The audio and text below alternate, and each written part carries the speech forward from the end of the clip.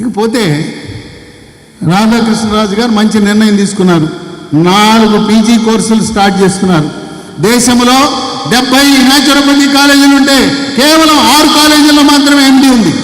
ఇవాళ మనకు వస్తే మనం 7వ కాలేజీ అవుతాం, మనం జాతీయ స్థాయికి ఎదుగుతాం. అక్కడ తల్లి లాంటి హైదరాబాద్ కాలేజీ, దాంట్లో ఎండి లేదు. తల్లి లాంటి కాలేజీ అందరూ చెప్పుకుంటారు హైదరాబాద్ కాలేజీ గురించి. అక్కడ కూడా ఎండి లేదు. తెలుగు రాష్ట్రాల్లో ఎండి లేదు. లేనప్పుడు మనం ఇక్కడ ఎండి స్టార్ట్ చేయడం ద్వారా, ప్రారంభించడం ద్వారా మన ఖ్యాతి విశ్వఖ్యాతి అవబోతోందని చెప్పి మీకు మనవి చేస్తున్నాను. అలాగే ప్రధానమంత్రి మోదీ గారికి ఏదైనా అస్వస్థత వస్తే ఆయన వాడేది న్యాచురోపతి వైద్యం.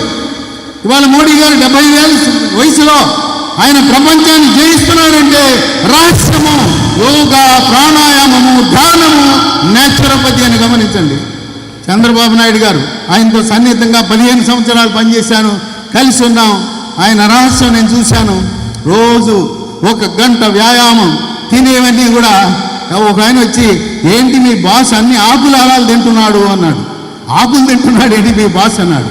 ఆ న్యాచురోపతి వైద్యంతోనే అక్కడ ప్రధానమంత్రి, ఇక్కడ చంద్రబాబు నాయుడు గారు ఇంకా 100 ఏళ్ల పాటు వాళ్ళిద్దరూ సజీవంగా ఉండి మన దేశాన్ని, రాష్ట్రాన్ని పరిపాలించగలిగే శక్తి వాళ్ళకి వస్తుంది.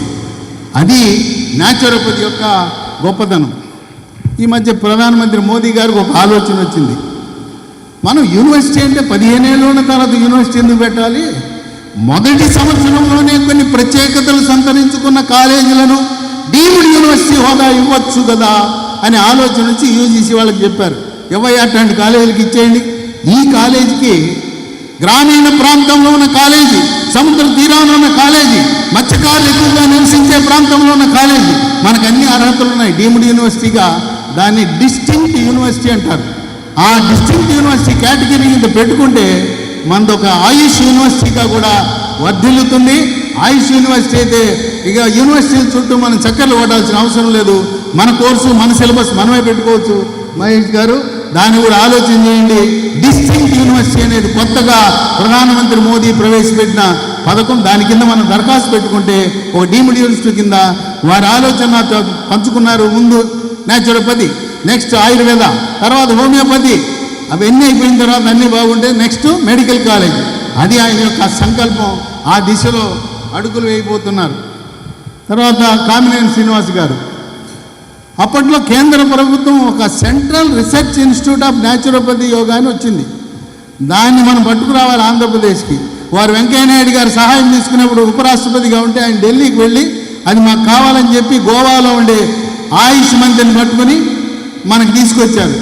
తర్వాత తిరిగి గన్నవరం దగ్గర, ఆ గన్నవరం మండలంలో విజయవాడ సమీపంలో నున్న సమీపంలో కొండపావులూరు అని పాపం మోకాళ్ళ నొప్పులు ఉంటే కూడా వచ్చి కొండెక్కి దాన్ని సెలెక్ట్ చేశాం. 25 ఎకరాలు ఇప్పించారు, క్యాబినెట్లో పాస్ చేయించారు. మొన్న అక్టోబర్ 29న ప్రధానమంత్రి వర్చువల్గా దానికి శంకుస్థాపనని పెట్టారు. నేను చాలా ఆనందపడ్డాను. కానీ మన అధికారులు వెళ్ళి అది బిల్డింగులు కట్టడానికి అవకాశం లేదు, ఇది పనికిరాదు కనుక మోడీ గారికి చెప్పేశారు ఇది రద్దు, ఇంకో చోట ఎక్కడైనా చూస్తామండి అన్నారు. ఇప్పుడు రాధాకృష్ణరాజు గారు మరి వారి సన్నిహితుడే ఎమ్మెల్యేగా ఉన్నారు. ఈ నియోజకవర్గ పరిధిలో ఒక 25 ఎకరాలు ప్రభుత్వ భూమి లేదు, ఎవరైనా దాతలతో ఇప్పించిన 25 ఎకరాల భూమి వస్తే ఇక్కడే 200 పడకల సెంట్రల్ గవర్నమెంట్ ఇన్స్టిట్యూషను, దానికి పెట్టుబడి 250 కోట్లు చేస్తారు. 100 మంది బిఎన్వైఎస్ డాక్టర్లకు అవకాశం ఉంటుంది. కనుక దాతలు ఇచ్చినా సరే, సిఎస్ఆర్ కింద ఇచ్చినా సరే, లేదా గవర్నమెంట్ ల్యాండ్ ఉన్నా కూడా నా సంకల్పం ఏంటంటే మన సమీపంలో ఆ సంస్థను లైవ్లో పెట్టించా. అది పానివ్వకుండా మేము వదిలిపెట్టాము, మేము మాకు కావాల్సిందే, ఎక్కడో చోట నీకు 25 ఎకరాలు ఇస్తామని చెప్పి ఆ డైరెక్టర్ గారితో మాట్లాడి, సార్ ఎంత కష్టపడ్డాడంటే దానికోసము ఢిల్లీ వెళ్ళి వెంకయ్యనాయుడు గారిని పట్టుకుని అవన్నీ చేసాం, దాన్ని ఎట్టా బానిస్తామని చెప్పి దాన్ని అట్లా ఉంచాం.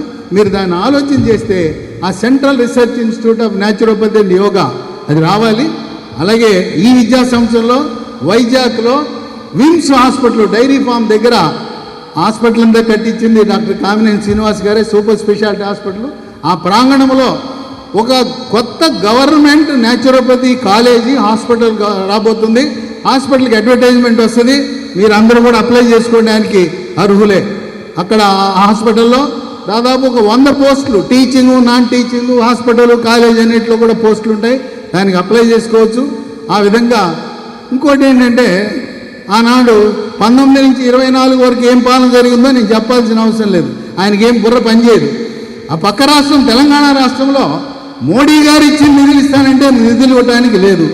ఎందుకంటే వాళ్ళు 75% ఇస్తే 25% మన గవర్నమెంట్ నుంచి ఇవ్వాలి.